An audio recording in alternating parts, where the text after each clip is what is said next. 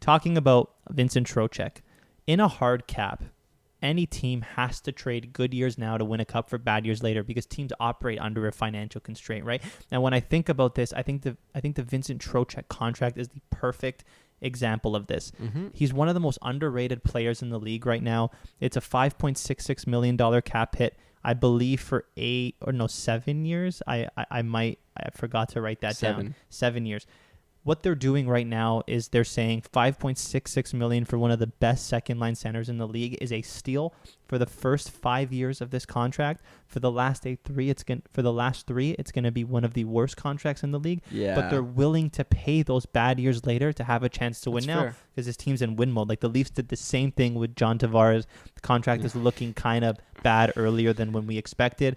But if this Trocheck contract is structured the same way the JT deal is, a lot of the money is going to be paid up front, and that contract is very amenable to be traded later on. When you look at Vincent Trocheck's stats, I mean, he's in the 77th percentile of offensive metrics, 50th percentile of defensive metrics. When people say, oh, I thought you said he was extremely underrated, I'm not saying underrated in terms of he's Connor McDavid good. I'm saying underrated in terms of the fact that he plays his position and he does his job way better than anyone in the league. Like, he is the perfect second line center, and there are so many intangibles to this guy's play. Like, when you saw him play in that New York series, in the series against Boston, the dude is gritty, he's shut down, he is a player's player. Like, he plays for the team. I love everything about this deal. His numbers offensively were not phenomenal, but they were still good. He still put up 50 points, and when you think about it, next year he's going to be playing beside Panarin and Lafreniere. Like, expect those numbers to go up. I think all in all, this is a great deal. And I know we clowned New York a lot last year. I think they're looking pretty legit now. Yeah, they're definitely poised to be making more noise in the East. And this definitely helps them do that. Should we stick in the East? There's one more signing that I've got on my radar that we can talk about. Are we thinking about Ondrej Palat, or do you have someone to talk about? Oh, Palat. I completely forgot about Palat. Okay, let's go there because they're definitely right across the river. Yeah, I mean, like I said, all the deals in this free agency were fantastic. This was the one that I thought was really bad. I mean, not really bad. I thought it was bad. Okay. Really, yeah. He was one of the more underrated free agents in the league, and it looked like the Lightning were freeing up cap space to sign him when they moved McDonough in that salary dump to Nashville, right? But then the New Jersey Devils signed him 5 years at $6 million AAV. Like, he had 18 goals and 31 assists last year in 77 games, so he played the whole year. But I mean, he played beside maybe a top 5 centerman in the league last year in Steven Stamkos. Like, a lot of those goals are put up because Stamkos is just a phenomenal player. I just think the point production isn't enough to pay a dude who doesn't play drive as well as you'd like $6 million a year. And it's just the term is so bad. Like, he's going to be 36 by the end of this deal.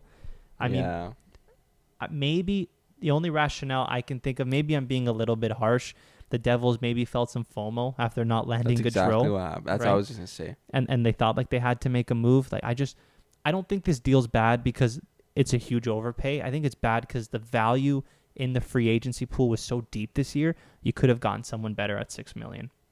That's fair. They're definitely like, I wonder if Fitzgerald was just like, okay, I missed out on Fiala, I missed out on Gaudreau, I missed out on maybe DeBrincat if they were in that conversation. I need to get somebody here. Like, I need to. And GMs are going to, when they're desperate, you overpay. So I do think that had something to do with it. Hopefully his experience comes up big for them and provide in other ways, but yeah, maybe not the best contract on surface. Yeah, I mean, once again, it's not a terrible deal. Like, even if it was an overpay, they overpaid in the right spot. Like, they're lacking winger depth. They went out and got a winger who's won 2 Stanley Cups, almost won a third one this year. The AAV for the first 2 years isn't going to be bad, but this deal is going to age really, really, really poorly, in my opinion. That's all that I have to say. I hope New Jersey's good. I've never been a New Jersey hater, and they've been so irrelevant for so long. Yeah, they're just kind of there. They just exist. I don't have an opinion on them. I'm excited to see them maybe compete for a spot in the Metro. But yeah, let's move on. We got one more trade? Yeah, there was this one here that I kind of forgot about. Looking through my notes, like you're gonna have to give me maybe 5 minutes to shout into the microphone because I want to talk about Philly a little bit. Oh, we're getting into trades now. We're not on free agency deals. He was a kind of a free agent. Okay. Like I kind of lumping them all together because we're in the Metro. I just wanted to stick there. Okay, you're getting fired up. Let's hear it. Okay, so Philly goes out and they trade for Tony DeAngelo's rights. He traded a second, third, and a fourth, and then signed him to a 2-year, $5 million per year deal. My assessment of this signing doesn't have anything to do with DeAngelo. Like, he is what he is. He's a very strong, offensively gifted player, non-existent defensively, but that's fine. You need to have guys like that in your team who can run your power play, put up points. That's fine. My issue with this deal is that Philly already has the finished version of Tony DeAngelo. His name is Rasmus Ristolainen, and he sucks, and he's overpaid already. Right? I think Tony D is better than Ristolainen offensively, but they both provide really the same things. Good offense, terrible defense, and you're going to double down on that identity in this league for $5 million. You're paying these guys combined $10 million. Rasmus Ristolainen was 0% percentile in WAR. Wow. According to Jay Fresh. Like, he is so bad at hockey, and he makes over $5 million. And yeah, okay, Torts is coming in. Maybe he tightens things up, but you're literally that's putting lipstick on a pig. You're not turning these pigs into racehorses. Like, they're bad. They're a bad team, right? I think Chuck Fletcher is definitely one of the worst GMs in this league. He came out and he said, we're going to have an aggressive retool this offseason. We all know what that aggressive retool involved. It involved signing literally replacement level Nick Delorier to a 4-year deal. Good for him. He secured some financials, whatever. He got his money. Good for him. I'm happy for Nick Delorier. Stupid signing. Signing a bottom pair defenseman in Justin Braun to a 1-year deal. Got to make up your numbers. And then trading 3 picks to sign Tony DeAngelo. That's not an aggressive retool. You know what? Also, you didn't get better. Also, the retool involved not clearing the cap space to sign Johnny Gaudreau. That's what I'm gonna say. Like, you know what? When I think of aggressive retool, I'm thinking of not rebuilding, but trying to get better somehow. And how do you do that? You trade JVR's contract. You don't sign Tony DeAngelo. That gives you legitimately $13 million to go sign Johnny Gaudreau, who likely wanted to. That was probably his first choice. He said it was. But they're just like, oh no, we don't have cap space because we don't want to trade our bad contracts. But you're making shitty, excuse my language, bad trades to get worse. Like, you gave up a first to get Rasmus Ryan. You gave up a second, third, and a fourth to get Tony DeAngelo. You gave up assets to get Ryan Ellis, who hasn't played a game for you.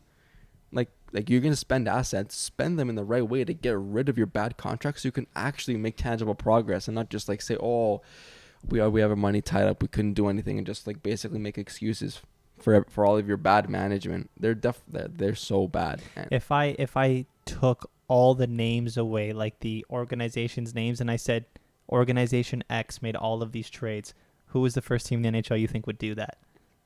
Make all these bad trades? Probably the Philadelphia Flyers. Yeah. This is just such a Philly thing to do. They're one of the worst led organizations in the league. By if far. There was any team that was more poised in free agency to have one of the biggest free agency failures, I could have put all of my money on the fact that it was going to be the Philadelphia Flyers.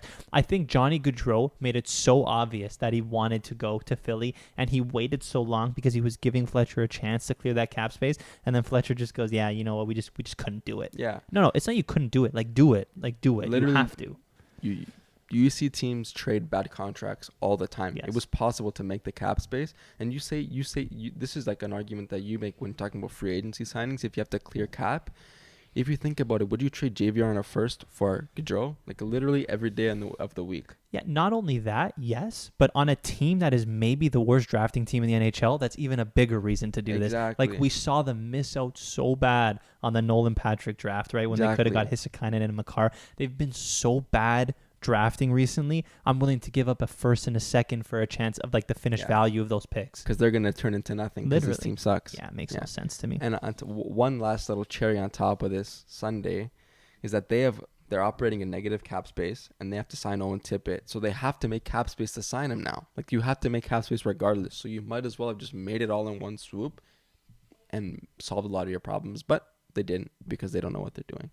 That's my rant. Thanks for listening. Sorry, Philly fans. I mean, it's tough. I don't know what's worse. I think they know it. I don't know what's worse, being a Calgary Flames fan or a Philly fan. Like, I actually don't know, because the Calgary Flames fans did not expect to be this bad.